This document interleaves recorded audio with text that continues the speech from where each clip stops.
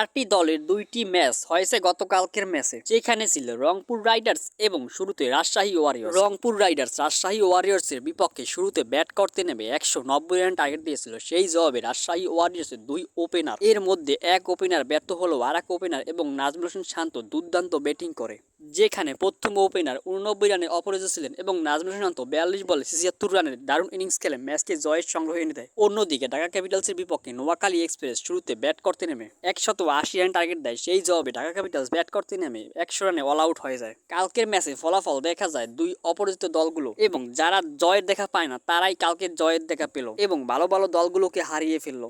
এবং বর্তমান সময় পয়েন্ট টেবিলে শীর্ষে দেখা যায় রাজশাহী ওয়ারিয়র্সকে এবং চট্টগ্রাম রয়্যালসকে।